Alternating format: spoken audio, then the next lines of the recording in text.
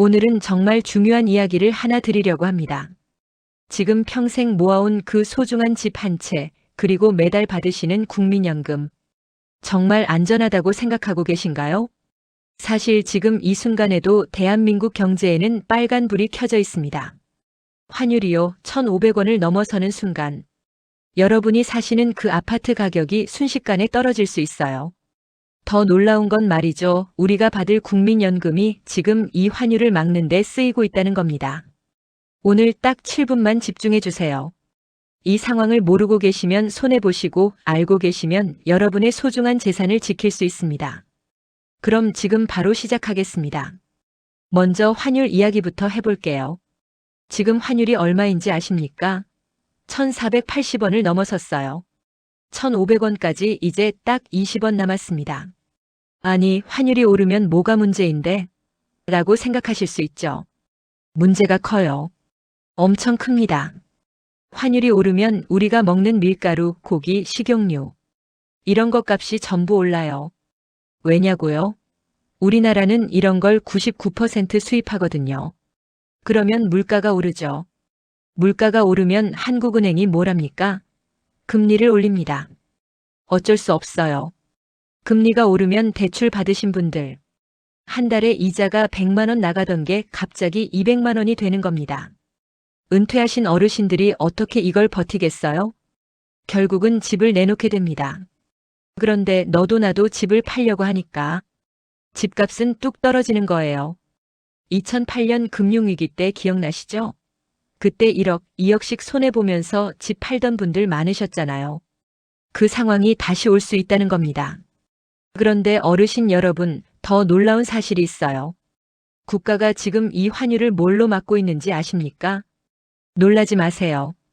바로 우리 국민연금입니다. 국민연금이 갖고 있는 달러를 시장에 풀어서 억지로 환율을 낮추고 있어요. 전문 용어로 환해지라고 합니다. 그래, 그럼 그렇게라도 막아주면 되는 거 아닌가? 문제는요, 이게 무한정 할 수 있는 게 아니라는 거예요. 지금 외국인들이 빼가는 돈이 한 달에 20조 원입니다. 그런데 연금이 동원할 수 있는 돈은 고작 5개월치밖에 안 돼요. 더 큰 문제는 이렇게 연금을 쓰다 보면 수익률이 떨어진다는 겁니다. 수익률이 떨어지면 어떻게 됩니까? 나중에 우리가 받을 연금이 줄어들거나 아니면 연금 기금 자체가 빨리 바닥날 수 있어요. 생각해 보세요. 우리 노후를 위해 평생 모아둔 돈이 지금 엉뚱한 불 끄는 데 쓰이고 있는 겁니다. 이게 말이 됩니까? 자, 이제 부동산 이야기를 좀 더 해볼게요. 지금 전국의 미분양 아파트가 얼마나 되는지 아십니까? 6만 채가 넘어요. 지방 가보세요. 밤에 불 꺼진 아파트가 정말 많습니다. 텅텅 비어 있어요. 그런데 이 아파트들을 짓겠다고 건설사들이 은행에서 돈을 엄청 빌렸어요. 이걸 부동산 PF라고 하는데요. 그 규모가 24조 원입니다. 아파트가 안 팔리니까 건설사들이 어떻게 되겠어요? 줄줄이 망하고 있습니다. 올해만 벌써 100곳이 넘게 문 닫았어요. 63빌딩 지은 거 아시죠? 그 유명한 신동아 건설도 법정 관리에 들어갔습니다. 자, 그러면 문제가 뭐냐? 건설사가 망하면 돈 빌려준 은행이 위험해지는 겁니다. 특히 금리 좋다고 저축은행에 예금 많이 넣어두신 분들 계시죠? 그 저축은행들이 이런 PF 대출을 많이 해줬어요. 내 예금이 정말 안전한지 꼭 확인하셔야 할 때입니다.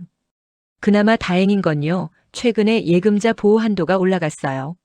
5천만 원에서 1억 원으로 무려 24년 만에 올랐습니다. 그런데 말이죠. 왜 하필 지금 올렸을까요?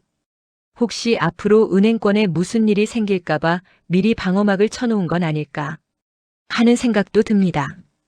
여기서 중요한 팁 하나 드릴게요. 예금자 보호 1억 원이라는 게요, 원금하고 이자를 합쳐서 1억 원입니다. 그러니까 한 은행에 딱 1억 원 채워서 넣지 마세요. 9천만 원 정도로 해서 여러 은행에 나눠 넣으시는 게 훨씬 안전합니다. 그리고 또 하나. 은행 직원이 수익률 좋다고 펀드 권하면 조심하세요. 펀드는 예금자 보호가 안 됩니다. 위기 때는 원금 보장이 최고예요. 절대 잊지 마세요. 자, 이제 정리해 드릴게요. 위기는 예고 없이 찾아옵니다. 하지만 아는 사람은 살아남아요. 마지막으로 꼭 기억하셔야 할 3가지를 말씀드리겠습니다. 첫 번째, 자산을 분산하세요. 한 은행에 몰아넣지 마시고요. 1억 원씩 쪼개서 여러 은행에 나눠 넣으세요.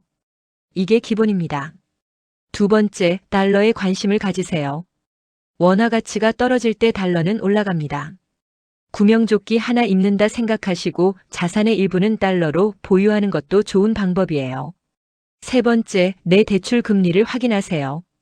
지금 당장 은행에 전화해서 물어보세요. 내가 받은 대출이 변동금리인지 고정금리인지. 금리가 폭등하는 시기에 변동금리는 정말 위험합니다. 꼭 확인하세요. 어르신 여러분, 평생 일궈오신 그 소중한 재산. 아무도 대신 지켜주지 않습니다. 스스로 공부하시고 대비하셔야 해요. 이 영상이 도움이 되셨다면요. 주변 자녀분들한테도 친구분들한테도 꼭 공유해 주세요.